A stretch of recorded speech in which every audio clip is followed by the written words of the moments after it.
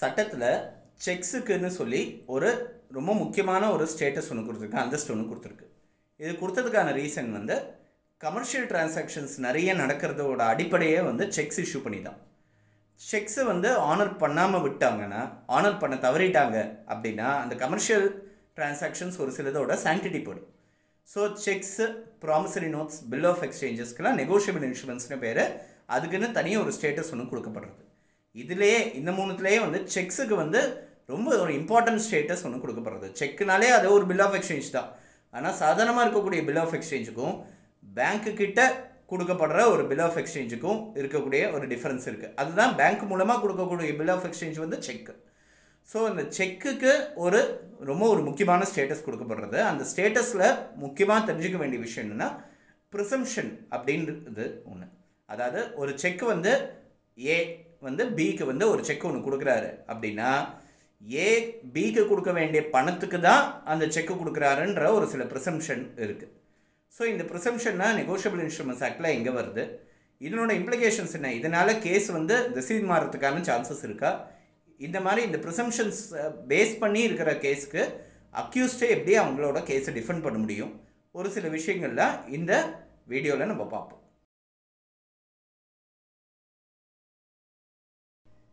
இங்கே வந்து negotiable insurance ஆக்டில் இந்த வேர்ட் வந்து யூஸ் பண்ணுறது ப்ரிசியூம்ன்ற வார்த்தையை யூஸ் பண்ணுறாங்க. ரெண்டு வார்த்தை இருக்குது. இங்கிலீஷில் பார்த்தோன்னா அசியூம்னு ஒரு வார்த்தை இருக்குது, ப்ரிசியூம்னு ஒரு வார்த்தை இருக்குது. அசியூம், ப்ரிசியூம், இது ரெண்டுத்துக்கும் என்ன வித்தியாசம் அப்படின்னா ரொம்ப ஒரு நேரோ டிஃப்ரென்ஸ் ஒன்று இருக்குது. அசியூம்னா கருத்தில் ஏற்றுக்கிறது, கருதுறது, ஒரு விஷயத்தை கருதுகின்றனர், ஹீ இஸ் அசியூமிங் அப்படின்னு சொல்ல முடியும். ப்ரிசியூம்க்கு அனுமானம் பண்ணுறது அப்படின்ற ஒரு அர்த்தம் வருது. ரெண்டுத்துக்கும் வித்தியாசம் ஒன்று இருக்குது. அசியூமுக்கு கொஞ்சம் கூட ப்ரூஃபே இல்லாமல் ஒரு விஷயத்தை, ஒரு ஹைப்போதேசிஸை ஏற்றுக்கிறதுக்கு பேர் அசம்ஷன், கருத்தில் வந்து ஏற்றுக்கிறது. இதுவே ப்ரிசியூம்னா கொஞ்சம் ஒரு மைனர் ஒரு 5% ப்ரூஃப் இருக்குது, இந்த ப்ரூஃபை அடிப்படையாக வச்சுக்கிட்டு நம்ம வந்து இப்படி தான் நடந்திருக்கோன்னு சொல்லிட்டு ஒரு வியூகிக்கிறது, அனுமானம் பண்ணுறது, அதுக்கு பேர் ப்ரிசியூம். ஸோ இது ரெண்டுத்துக்கும் ஒரு வித்தியாசம் ஒன்று இருக்குது. அசியூம்ன்ற வார்த்தைக்கும் ப்ரிசியூம்ன்ற வார்த்தைக்கும் ஒரு வித்தியாசம் இருக்குது. நெகோஷியபிள் இன்ஸ்ட்ருமெண்ட்ஸ் ஆக்டில் அசியூம்ன்ற வார்த்தையை யூஸ் பண்ணுறதில்ல. எதுவுமே பிளைண்டாக அந்த சட்டம் வந்து கருதுறது கிடையாது, அசியூம் பண்ணுறது கிடையாது. ப்ரிசியூம் பண்ணுறது நெகோஷியபிள் இன்ஸ்ட்ருமெண்ட்ஸ் ஆக்டில் இருக்குது, அந்த வார்த்தை இருக்குது. Presumption as to consideration on check, presumption as to date on the cheque, presumption as to stamps on negotiable instrument. அந்த மாதிரி ப்ரிசம்ஷன்ஸ், அதாவது எங்கள் முன்னாடி ஒரு பேப்பர் இருக்குது, ஒரு செக் ஒன்று இருக்குது, இந்த செக்கை பார்க்கச்சே செக்கு ஒரு சின்ன எவிடன்ஸ் தான், ஃபுல் அண்ட் ஃபுல் இந்த ஃபேக்ட்ஸை வந்து அது ப்ரூவ் பண்ணலை. ஆனால் இந்த செக்கை அடிப்படையாக வச்சு என்னால் வியூகிக்க முடியும், இதுதான் நடந்திருக்குன்றதை என்னால் வியூகிக்க முடியும்.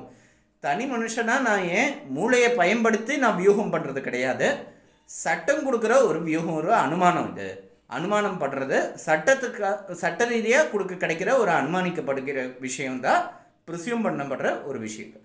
இதெல்லாம் நெகோஷியபிள் இன்ஸ்ட்ருமெண்ட்ஸ் ஆக்டில் செக்குக்கு முக்கியமாக ஒரு சில ப்ரிசம்ஷன்ஸ் இருக்குது. அது என்னன்றதை ஒவ்வொன்றா பார்ப்போம்.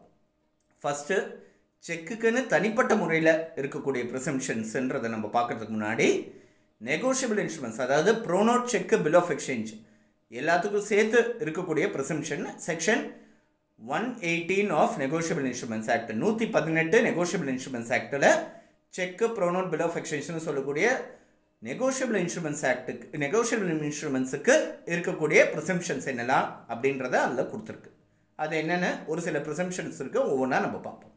ஃபஸ்ட்டு ப்ரிசம்ஷன் என்னென்னா ப்ரிசம்ஷன் ஆஸ் டு கன்சிடரேஷன். அதாவது கொடுக்க வேண்டிய ஒரு பணத்தை கொடுக்கறதுக்காக தான் இந்த செக்கு அல்லது ப்ரோனோட் இல்லைன்னா பில் ஆஃப் எக்ஸ்சேஞ்ச் கொடுக்கப்பட்டிருக்கு. நம்ம இப்போது செக்குன்ற கான்செப்டில் வந்து நம்ம நேரோ பண்ணிக்குவோம் நம்மளோட ஸ்டடியை. ஏன்னா நம்ம இப்போ செக் டிஸானர் கேசஸை பற்றி நம்ம பார்த்துட்டு இருக்கோன்றதுனால செக்ஸுன்றதை பற்றி மட்டும் நம்ம கான்சென்ட்ரேட் பண்ணுவோம் இப்போது. So presumption as to consideration, அதாவது பணம் கொடுக்கணுன்றதுக்காக தான் இந்த செக்கு கொடுக்கப்பட்டிருக்கு அப்படின்னு சொல்லி அனுமானிக்கப்படுகின்றது அப்படின்றத ஒன்று இருக்குது. ரெண்டாவது ப்ரிசம்ஷன் ஆஸ் டு டேட், அதாவது மேலே குறிப்பிட்டப்பட்ட தேதி அன்னைக்கு தான் இது செக்கு கொடுக்கப்பட்டிருக்கு அப்படின்னு அது அனுமானிக்கப்படுகிறது. அது ரெண்டாவது விஷயம்.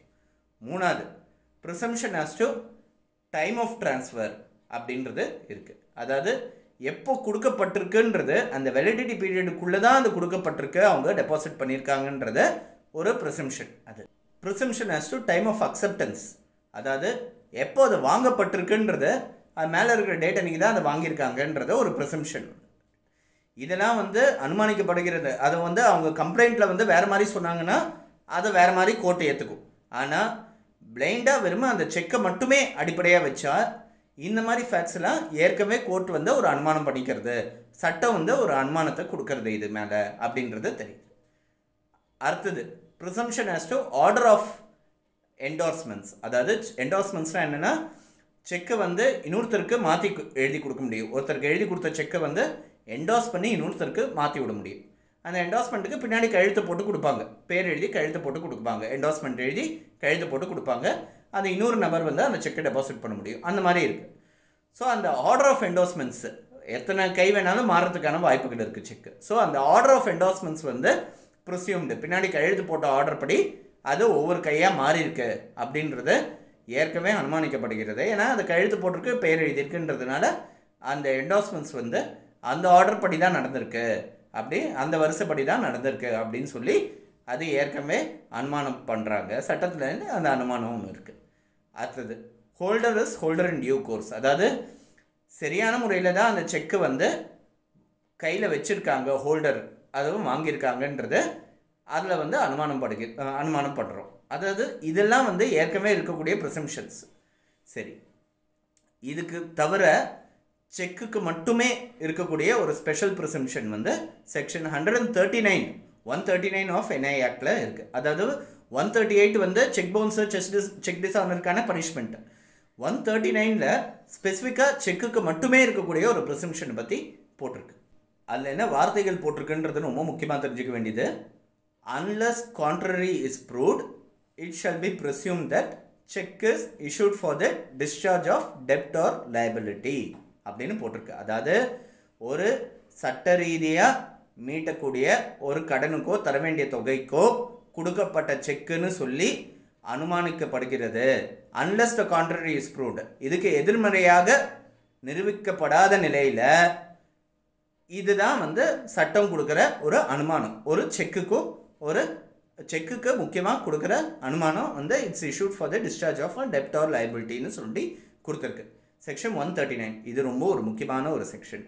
இதனோட இம்ப்ளிகேஷன்ஸ் என்னன்றதை இப்போ நம்ம பார்ப்போம். சரி, சட்டத்தில் பேர்டன் ஆஃப் ப்ரூஃப் அப்படின்றது ஒன்று இருக்குது. பேர்டன் ஆஃப் ப்ரூஃப்னா என்னென்னா, ஒருத்தர் மேலே கேஸ் போட்டிருக்காரு அப்படின்னா அந்த கேஸை நிரூபிக்க வேண்டியது யாருன்னா அந்த கேஸ் போட்டவங்க தான் நிரூபிக்கணும். முக்கியமாக கிரிமினல் கேஸில் இது ரொம்ப முக்கியமான விஷயம். ஒருத்தர் கொலை பண்ணியிருக்காரு அப்படின்னு சொல்லி ப்ராசிக்யூஷன் ஒரு கேஸ் நடத்துறதுன்னா கொலையை பண்ணியிருக்காருன்னு ப்ரூவ் பண்ண வேண்டிய ஒரு பொறுப்பு வந்து அந்த ப்ராசிக்யூஷன் மேலே இருக்குது. நிரூபிக்க வேண்டிய பொறுப்பு அப்படின்றது தான் பேர்டன் ஆஃப் ப்ரூஃப் அப்படின்னு சொல்லி சொல்லுவாங்க.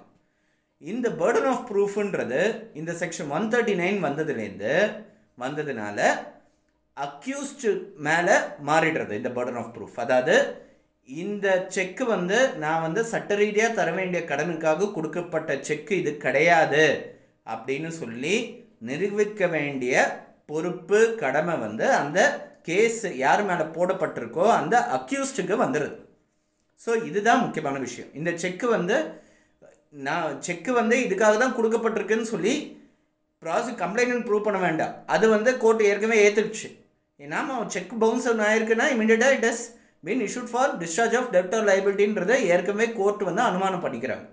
ஸோ இந்த அனுமானத்தை தகுத்து எறியணும்னா, ரெபியூட் பண்ணணும் அப்படின்னா இவங்க அக்யூஸ்டு சைடு, டிஃபென்ஸ் சைட்லேருந்து இவங்க வந்து இதுக்கு எதிர்மறையாக ப்ரூஃபை சப்மிட் பண்ணணும். எப்படி சொல்லணும்னா, இந்த ரீசன்னால் இது வந்து இதுக்காக கொடுக்கப்பட்டது கிடையாது. நான் ஏற்கனவே சொன்ன மாதிரி நான் வந்து ஒரு லீகல் ஒரு டெப்ட் இது கிடையாது, நான் ஏற்கனவே போலீஸ் கம்ப்ளைண்ட் கொடுத்துருக்கேன், அந்த எஃப்ஐஆர் ரெஜிஸ்டர் ஆகிருக்கு. ஸோ இவர் வந்து இந்த செக்கு திருட்டு போயிருக்குன்னு சொல்லிட்டு ஏற்கனவே போலீஸ் கம்ப்ளைண்ட் கொடுத்துருக்கேன், எஃப்ஐஆர் ரெஜிஸ்டர் ஆகிருக்கு. ஸோ நான் வந்து சட்ட ரீதியாக கொடுக்க வேண்டிய கடனுக்கு தான் இதை கொடுத்தேன்னா ப்ரூவ் பண்ண வேண்டியது அவர் தான், நான் கிடையாது அப்படின்னு சொல்லி அவங்க டிஃபென்ஸ் எடுக்க வேண்டியது அக்யூஸ்டோட பொறுப்பு. செக்கு வந்து இதுக்காக தான் கொடுக்கப்பட்டிருக்குன்னு ப்ரூவ் பண்ண வேண்டிய கடமை வந்து இவங்க மேலே இல்லை. செக்கு வந்து வேற ஒரு ரீசனுக்காக தான் அவங்க சொன்னது பொய்ன்னு ப்ரூவ் பண்ண வேண்டிய கடமை வந்து அக்யூஸ்ட் மேலே இருக்குது. சாதாரணமாக ஒருத்தர் மேலே ஒரு குற்றச்சாட்டு ஒருத்தர் வந்து விதிக்கப்பட்டிருக்கு அப்படின்னா அந்த குற்றச்சாட்டை ப்ரூவ் பண்ணுற மொத்த கடமையும் ப்ராசிக்யூஷன் மேலே இருக்குது. ஒருத்தர் மேலே ஒரு கேஸ் ஒன்று ஃபைல் பண்ணுறாங்கன்னா போலீஸ் தரப்பு மேலேயோ அரசு தரப்பு மேலேயும் தான் அந்த மொத்த ஒரு டியூட்டி இருக்குது அந்த கேஸை வந்து ப்ரூவ் பண்ண வேண்டியது. ஆனால் இந்த பர்டிகுலர் கேஸில் டிஃபென்ஸை ப்ரூவ் பண்ண வேண்டியது வந்து அக்யூஸ்டோட கடமையாக வந்துடுறது. ஸோ இந்த எந்த அளவுக்கு நியாயம் சரியான விஷயன்றது நிறைய இடத்துல வந்து ஒரு கேள்வியாக எழுப்பப்பட்டது. அக்யூஸ்ட் வந்து கான்ஸ்டியூஷனல் ரைட் டு ரிமைன் சைலண்ட்னு ஒன்று இருக்குது. அதாவது அரசியலமைப்பு சட்டத்தில் ஒரு ஜீவாதார உரிமையாக அவருக்கு எதிராக சாட்சி சொல்கிறதுக்கான அவசியம் வந்து இல்லை, அவருக்கு எதிராக சாட்சி சொல்கிற வைக்கக்கூடாது, கம்பல் பண்ணக்கூடாதுன்றது ஜீவாதார உரிமையாக இருக்குது. No person can be compel to be witness against himself, right against self incrimination அப்படின்றது ஒரு ஜீவாதார உரிமையாக இருக்குது. பல நாட்டுகளில் இது வந்து இருக்குது. ரைட் டு ரிமைன் சைலண்ட்ன்றது 5th அமெண்ட்மெண்ட்டுன்னு சொல்லுவாங்க யூஎஸில் இருக்கிற சட்டத்தில். ஸோ இந்த மாதிரி சட்டங்கள்லாம் இருக்கும்போது இந்த செக் பவுன்ஸ் கேஸில் மட்டும் நீயே உன் கேஸை ப்ரூவ் பண்ணு, நீ இதுக்காக இந்த பர்பஸ்க்காக கொடுக்கலன்றதை நீ ப்ரூவ் பண்ணு அப்படின்னு சட்டம் சொல்கிறதா அப்படின்னு நம்ம பார்த்தோன்னா அதை அப்படி எடுத்துக்கக்கூடாது. செக் பவுன்ஸ் கேஸை பொறுத்த வரைக்கும் ஃபுல் அண்ட் ஃபுல்லாக ஒரு அக்யூஸ்டால் ப்ரூவ் பண்ண வேண்டாம். அந்த பர்டன் ஆஃப் ப்ரூஃப் நிரூபிக்க வேண்டிய கடமையை வந்து அவர்கிட்டேருந்து அந்த ப்ரிசம்ஷனை அப்படியே உடைச்சிட்டா போதும். அதாவது அவங்க மேலே இருக்கிற அந்த சட்ட ரீதியாக இருக்கிற அனுமானங்களை உடைச்சி எரிஞ்சு அந்த பர்டன் ஆஃப் ப்ரூஃபை திரும்பி கம்ப்ளைண்ட் மேலே கொடுத்து செலுத்துறது மட்டும்தான் அக்யூஸ்டோட வேலையை தவிர்த்து 100% அவரோட கேஸை ப்ரூவ் பண்ணணுன்ற அவசியம் அவருக்கு கிடையாது. ஸோ இது பண்ணாலே 100% அக்யூஸ்டோட கேஸ் ப்ரூவ் ஆகிடும். ஆனால் ஃபுல் அண்ட் ஃபுல் ப்ரூவ் பண்ண வேண்டிய நிலைமை வந்து கம்ப்ளைண்ட் மேலே திருப்பறதுக்கான வழிகள் இருக்குது. ஸோ இது ஒரு எக்ஸாம்பிள்ஸோடு சொன்னால் புரியுன்ற மாதிரி இருக்கும். ஒரு கேஸில் பார்த்தோம்னா செக்கு மேலே நிறைய மெட்டீரியல் ஆல்ட்ரேஷன்ஸ் இருக்குது, வேறு ஒன்றுமே இல்லை, செக்கு மேலே நிறைய மெட்டீரியல்ஸ் ஆல்ட்ரேஷன்ஸ் இருக்குது. அக்யூஸ்ட் இமீடியட்டாக சொல்கிறாரு இதை நான் இஷ்யூ பண்ணப்பட்ட செக் இல்லை, இதனால நிறைய மெட்டீரியல் ஆல்ட்ரேஷன்ஸ் இருக்குது பாருங்கன்னு. ப்ரிபாண்டரன்ஸ் ஆஃப் ப்ராபபிலிட்டி சாத்தியக்கூறுகளின் அடிப்படையில் கோர்ட் இதை பார்த்துட்டு மெட்டீரியல் ஆல்ட்ரேஷன்ஸ் நிறைய இருக்குன்றதுனால இந்த சட்ட ரீதியாக இருக்கிற ப்ரிசம்ஷனை வந்து அக்யூஸ்டுக்கு அகெயின்ஸ்டாக கம்ப்ளைண்ட் சாதகமாக கொடுக்க முடியாது. இந்த மெட்டீரியல் ஆல்ட்ரேஷன்ஸை ஃபுல்லாக அவங்க வந்து சரியில்லை, இந்த செக்கை வந்து இந்த ஆல்ட்ரேஷன்ஸ்லாம் பண்ணது அக்யூஸ்டு தான் ப்ரூவ் பண்ணால் அவங்க சாதகமாக தீர்ப்பு கொடுக்கலாம், இல்லைனா இல்லை. அதனால் கம்ப்ளைண்ட்டை நீயே சரியாக அந்த கேஸை ப்ரூவ் பண்ணு, சட்ட ரீதியாக இருக்கிற அனுமானங்கள் உங்களுக்கு பயன்படாது அப்படின்னு சொல்கிறதுக்கான வாய்ப்புகள் இருக்குது. இன்னொரு வாய்ப்பு, கம்ப்ளைண்ட் வந்து சாதா ஒரு தொழில் பார்க்குறவர் ஒரு 20-30 கோடி ரூபாய்க்கு ஒருத்தர் வந்து அவருக்கு வந்து ஒருத்தருக்கு வந்து கடன் கொடுத்ததாகவும் அவர் வந்து அதுக்கான செக்கு கொடுத்ததாகவும் அந்த செக்கு போட்டோன்னே ரிட்டர்ன் ஆச்சுன்ற மாதிரியும் அவர் வந்து கம்ப்ளைண்ட் ஒன்று ஃபைல் பண்ணுறாருன்னு வச்சுக்கோங்க. இதுக்கு வந்து சோர்ஸஸ் ஆஃப் இன்கம்க்கு சாத்தியக்கூறுகளே கிடையாது. ஏன்னா இவர் வந்து இந்த தொழில் தான் பார்க்குறாரு, சாதா தொழில் பார்க்குறாரு. ஒரு கவர்மெண்ட் ஸ்கூலில் ஒரு டீச்சராக இருக்கார், இல்லை ஒரு டாக்டராக இருக்கார், கவர்மெண்ட் ஹாஸ்பிட்டலில் டாக்டராக இருக்கார். இவரோட சம்பளம் இவ்வளோ தான், இவரோட நோன் சோர்ஸஸ் ஆஃப் இன்கம் ரொம்ப கம்மி. அப்படி இருக்கும்போது இவர் வந்து இவ்வளோ பெரிய தொகையை வந்து எனக்கு கடன் கொடுத்துருக்காருன்றதுக்கு அவர் சரிவர ப்ரூவ் பண்ணாத பட்சத்தில் ப்ரிசியூம் பண்ண முடியாது, இவருக்கு நான் தர வேண்டிய பணம் தான் சொல்லி அதை ப்ரிசியூம் பண்ண முடியாதுன்னு சொல்லி அக்யூஸ்டால் சொல்ல முடியும். ஸோ இதெல்லாம் வந்து ப்ரிசம்ஷன்ஸ். அந்த ப்ரிசம்ஷன்ஸை வந்து ரெபியூட் பண்ணுறதுக்கான வழிகள். இந்த மாதிரி வழிகளில் கேஸ் வந்து மொத்தமாக அக்யூஸ் வந்து இமீடியட்டாக அக்யூட் ஆகிட மாட்டார். கேஸு திரும்பி கம்ப்ளைண்ட் பக்கம் மாறும்.